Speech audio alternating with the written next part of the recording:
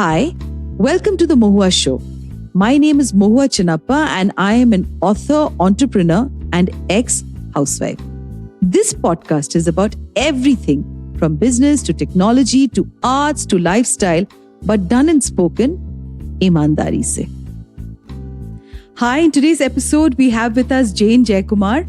Jane has been an RJ, a radio presenter for 13 years. She now works as a content lead at a global tech events company that does events in fintech and cybersecurity. This year, she plans to travel to around 10 countries and host some fabulous events. So we're going to welcome Jane in today's episode.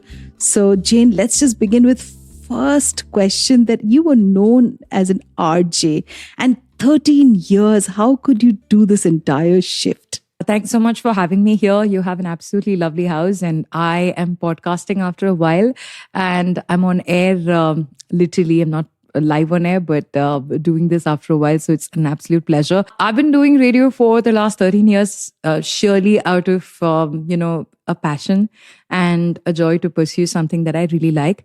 And I think all artists reach that culmination point where they say, you know what, I need to move from one piece of art to another. And, life is art. So you take that little break, you take a pause. And I think the pandemic taught a lot of us to sort of shift gears and figure something else out. So I thought, why not go from inside a studio to, events, to places outside of a studio. We used to do a lot of live broadcasts. So why not take it outside and continue what I do with the mic, just in a different form. And yes, to be very honest, and, I would like to break it maybe here for everybody listening in. Radio, as we used to know it, is sort of dead. Podcasting is the future. Digital is the future. So, a lot of my friends from the radio fraternity have also quit radio and they're doing different things. I'm not saying it's dead from the perspective of, it's never going to be on. Of course, radio stations are all back once the traffic is back and the pandemic is done. But I have a feeling, the industry needs to go through a radical sort of a shift. And that's what's happening right now. So a lot of people have flown from the nest and they're experimenting with newer things. Were you frightened when you took this massive change, Just for a bit, but I always knew that, I wanted to keep exploring and experimenting with different facets of my professional life. I love to read, I love to write, I love to travel, I love to explore new cultures. So I thought, this is the right time to figure it out. So I was initially a little taken aback because, a career shift is never easy. But I think because women and men of today have so many options that are available to them in spite of a lurking recession that is most likely on the way. I think India is a little safe in terms of the, multitude of talent that we have and the opportunities that we have. I would say, no, I wasn't really freaked out. In fact, I thought it gave me a good jump start into doing something new. Oh, fantastic. I have to say this to you that I'm a big fan of yours and I've been following every post of yours on social media. Thank you. And you do a lot of posts on body positivity. Yes. I've been following Lizzo also, yes. And I just absolutely admire her. So tell me a little bit about this. I mean, whether it's Lizzo, Ashley Graham, some of the biggest, body positive influencers in our country, we have Sakshi Sindwani. Recently, I watched a movie called Double XL, I think, with Sonakshi Sinha and Huma Qureshi. And I think, there is a lot of conversation about how women's bodies are now sort of becoming a canvas. It's almost like art again. I bring it all back to art. And I say that, there is, of course, on one side with the Gen Zs and the younger women looking like at, say, a Kendall Jenner or a Hailey Bieber and seeing that, that is the body I want to have, which is the size 0, which is cool. I mean, but I feel that real women all across the world from different nationalities and ethnicities have different body types. And it's very, very important to embrace the body that you are born into, the body that gives you life. And post this pandemic season, the body that has kept us alive, most importantly, right? So I speak about it because I know a lot of young women, especially in the Gen Z era, like very, very young, who are so pressured into looking a particular way, dressing a particular way, being and doing things for the gram, right? And they lose their own identity and, they kind of lost with the societal reflections of how a woman's body should be looking like. So I really encourage everybody to actually, not just women, men as well, and, any gender that you represent, to actually be proud of who you are and to put yourself out there beyond what your body looks like, and ooze the right sort of confidence, and always know that you are beyond what that outer appearance gives you the first leverage of being looked at. I'm really tempted to go back into your days as a younger girl, right? Yes. Because I know for sure that I used to strive, to want to look like anybody else but me. And, it's always a journey for all of us that we go through some experiences in life, and then eventually we embrace ourselves and say, okay, hey, this is who I am.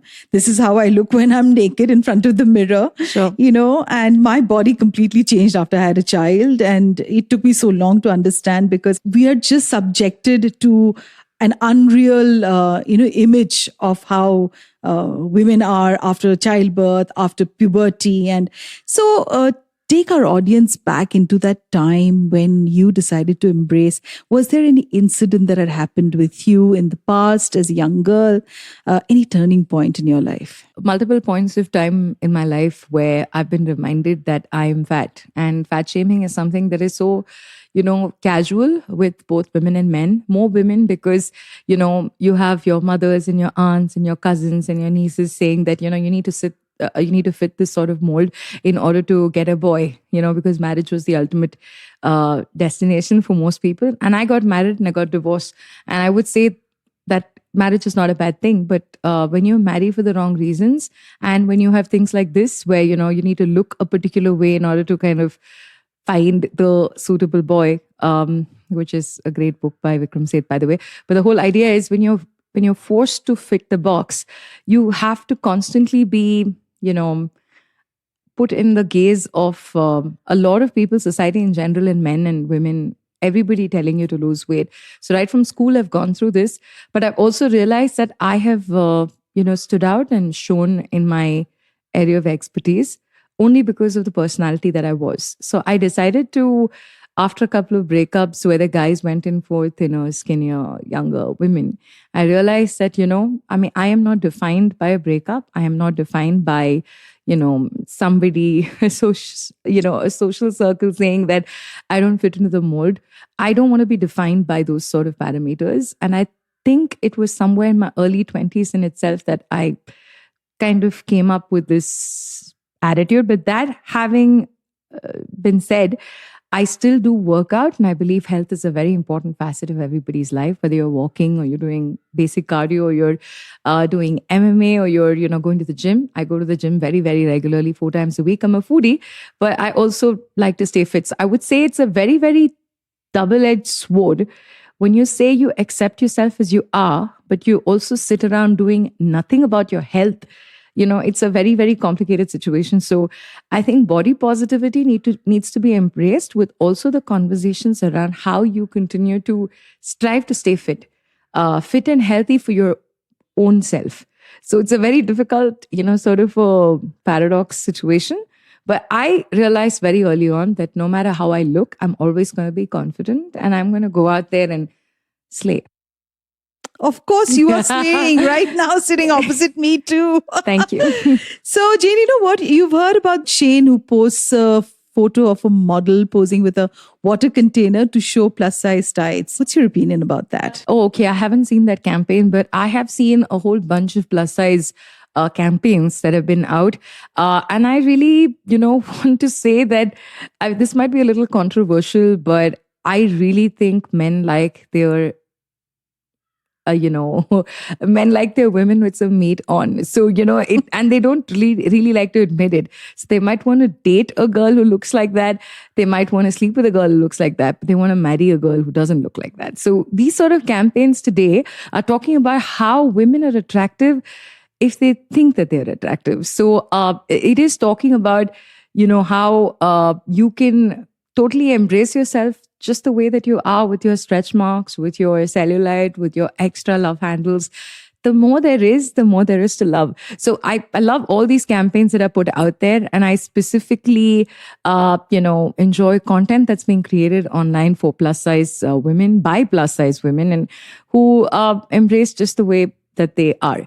And I've not seen this particular one, but I really think there should be more campaigns, not just for plus size women, for women of all sizes, because I think women come in too many sizes and shapes. Like some of us are pear shaped, some of us are apple shaped, some of us are, bottom heavy, top heavy. So I think that every woman and every man and every other sexual orientation also, no matter how we are, just as we are, I think we need to portray ourselves as we are. And that diversity we're seeing in the movies as well, in model campaigns.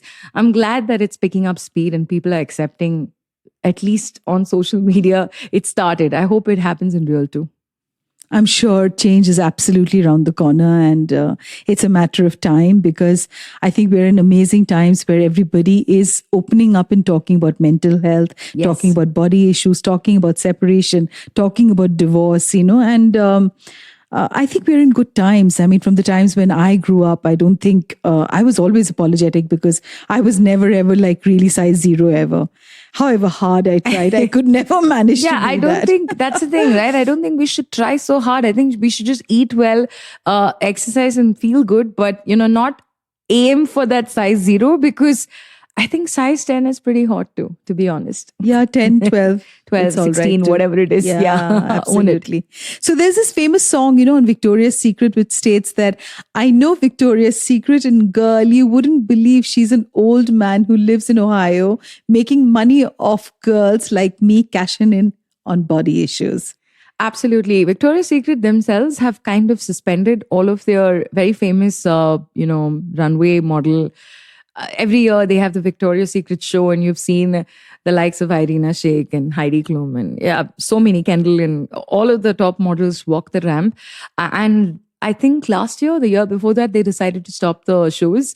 I used to love the shows just because, it was just so well produced, and you have people like Bruno Mars and the Weekend, and all of them come out and sing, and these models coming out with their large wings and in their beautiful bikinis. But the whole idea that Victoria's Secret themselves kind of revoked the show is because they understood that diversity is the name of the game in the last 5 years or so, right? If they are only portraying very, very sexy, unachievable bodies in those, tiny itsy bitsy clothes, we are never going to actually appreciate real women. And I think that's where they themselves took a stand and signed on people like Priyanka Chopra and so many other women of all sizes and shapes to kind of encourage that. So that saying that, some old man out there has decided that they will commercialize the body image of a woman in order to sort of portray her like that. I think those times are slowly going, and you see a lot of the, even in the entertainment world today, you see a lot of the, skinny women embrace, say, women of all sizes, shapes and colors into, their own fraternity as well. So internationally, this is happening. In India also, we're slowly seeing this.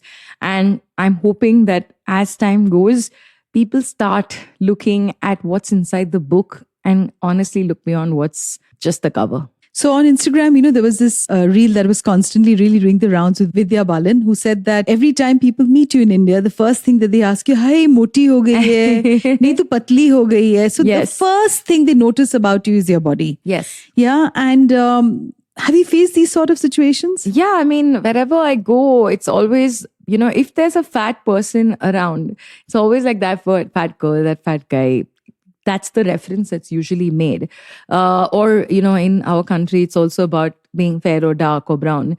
It's just not the size, it's about color, or it's about young people today with sexual orientation being now such an open choice in terms of, acceptance.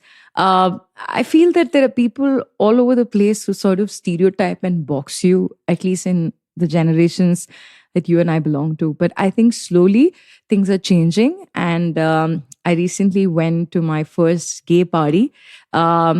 as in gay, lesbian, trans party in Bangalore.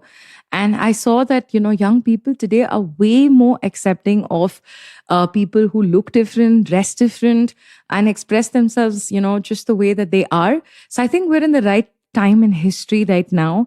I think the 20s were very roaring for a very sort of a sexual revolution, 1920s. But now, 100 years down, I really feel that, there's a lot more conversations amidst the youth, and they are so accepting of people, irrespective of how they look, what they dress like, what they identify as. And, I really enjoyed that party so much. It gave me such perspective, a different perspective of how young people are truly embracing people of all sizes, colors, and orientations. And I genuinely feel so good about the fact that at least the conversations are honestly beginning at this point in time. Even in the fashion industry, they're actually beginning. No gender clothing is just exactly your energy, whatever energy you're in that day. Yes. That's the day you kind of go in.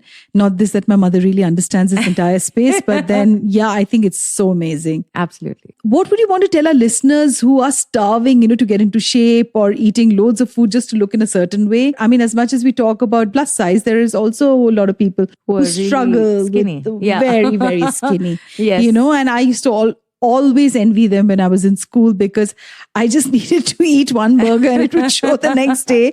And I had friends who were desperate to actually have, bigger breasts. I kind of never understood their struggle really. I looked at it from my lens, So what would you want to tell listeners who are struggling with this? Body dysmorphia is an actual condition where you think that you are never perfect. And I have so many friends who, in my opinion, have perfect bodies, but still are not happy with that little paunch or, think that they're a little too skinny. They need to be toned. My shout out to anybody who's struggling with this is follow a diet which is very, very sustainable. Because this is something that I have kickstarted. Unfortunately, I don't live at home, so I used to eat a lot of food outside, but now I kind of get food from somebody who makes food at home. Shout out to my friend Rhea. But in my office, this is not even a joke.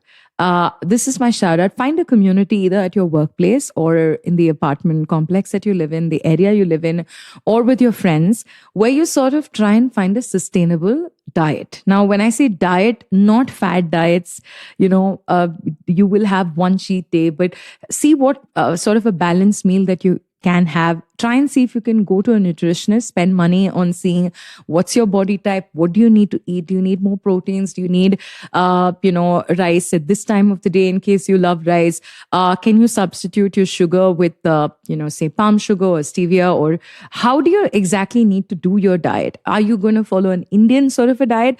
Because, a lot of us like our rice and rotis and dal.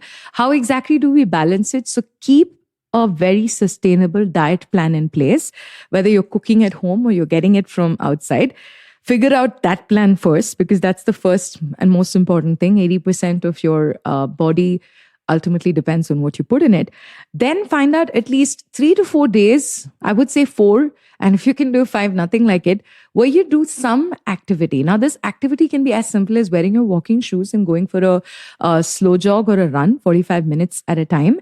Or if you like to go to the gym, go to the gym. I would say, find something that is good for you. If you like to swim, I know friends who like to swim or play a sport, then pick that up. But 4 times a week minimum, keep yourselves active for at least an hour. So diet, exercise, and then, just have these conversations with the community that you build, either at your workplace or friends. These are sustainable ways of not looking at yourself in the mirror and hating yourself. And everything is a process. Remember, nothing happens in a day. Rome wasn't built in a day. So it takes time. Take that time, but respect your body. And no matter what the results are, please be grateful for the body that you're given, because we're all alive while, millions of people unfortunately died in the COVID pandemic. So be thankful for what you are. Get a proper diet plan. Find a community of people that you can talk about your diet and fitness to. And stay positive and stay motivated and keep the sweat alive, and always love yourself just the way you are. Tell me a little bit about the cybersecurity events that you're going to host. Okay, so tech is something that I'm really, really looking forward to. I'm actually a tech retard. I'm very happy to actually be saying that loud and clear. But I thought, why not put myself out of my comfort zone? So I said, I've done radio for this long. And I know a bunch of friends who did not lose their jobs at that point in tech. Right now, there are massive layoffs happening in Twitter, Microsoft, lots of the large companies. I think with the exception of Apple, most companies have been laying off 10,000s of employees. I don't know if you've read some of these LinkedIn posts where senior members are being fired at no notice. And I'm sure they'll figure it out. And we are looking at the gaping hole of a worldwide recession that will hit us thanks to the pandemic. And, we are going to find ways of getting out of it as well. But I think technology has, blasted beyond imagination during these years that we've spent time at home, these last 2 years.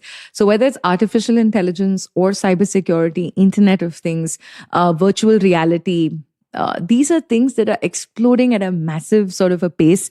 India, if you didn't know, is already at the helm. India and China at the helm. But Southeast Asia, Africa, the Middle East, these are regions, at least from our neighboring countries' perspective, who are actually now looking at technology, helping them in various areas, whether it is in IT, whether it's in finance.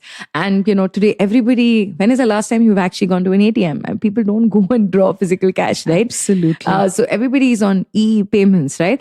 E-payments are possibly 60 to 70% of the fintech business. So I am very excited about how technology has really changed the way that we are. And we're a startup in Bangalore. And, I'm very excited about the fact that this shift is sort of going to get me to travel to a lot of the Southeast Asian countries and Africa and the Middle East this year. And I'm going to see what technology can actually do to change people's lives for the better. 5G is going to come and hit us in a big way all across the world. So yeah, I'm really excited about the fact that change is imminent. And anyone who's listening to this podcast at this point in time, if you're not in a position where you have a job at this point in time, maybe you lost your job recently, do not worry. There are an umpteen number of things that are out there that are opportunities. You just got to keep looking, be ready to upgrade, be ready to upskill, and do not give up hope, because no matter what recession and layoffs and all of that sad stuff is going on, we as a country are young. Number one in terms of population in the world. We've overtaken China recently.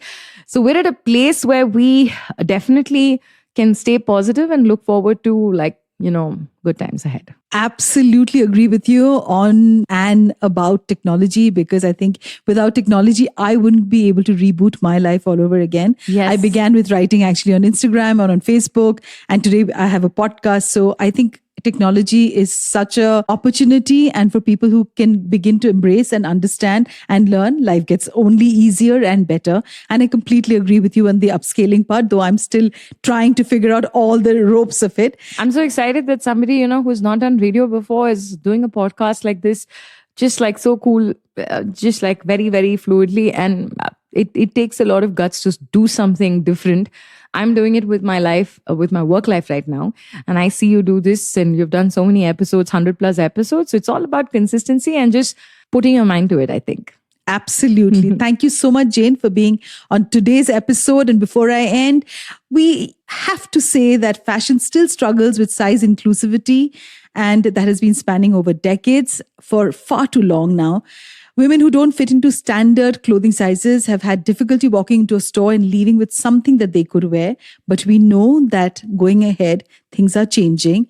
And there will be sizes that would accommodate all shapes and all sizes. I'm seeing this. I know you're closing the podcast, but I have to do a shout out to women out there that today, whether it's a Vanik or Myntra or Shein or Amazon or actually anything, I'm so glad that at least online, the sizes do not stop with, say, a size 6 or 8 or whatever, right? Or like just a small or a medium. They go all the way up until 3XL and 4XL. So e-commerce is definitely something that's changed the game for us. And it's not just the plus, it's also the petite fit. Exactly. It goes all the way from, like a very, like a XXS and up until to like a 2XL or whatever. So I do want to make a shout out to all the women who are struggling to put on weight. I really wish I were you. Grass is always greener on the other side. Whatever it is, whoever you are, man, woman, whatever size, like I said, don't ever let your size limit your dreams, because what you are inside is infinitely way more powerful than what you are outside. Absolutely, Jane, and continue with all the posts that you do. There are so many women out there who must be deriving so much courage from all your posts, because so many of us do not have the confidence to come out and talk about it. Thank you so much for being on today's podcast. Thank you for having me. You have a brilliant podcast, beautiful house where you're doing it, and all the best with all the guests who are coming on in the future. Thanks so much for having me, Mohua. Thank you, Jane. To you, our dearest listeners, you can find us on your favorite streaming services, Spotify, Amazon Music, Apple Podcast, and of course on all other major streaming services. With loads of love, we are The Mohua Show, where we talk ईमानदारी से.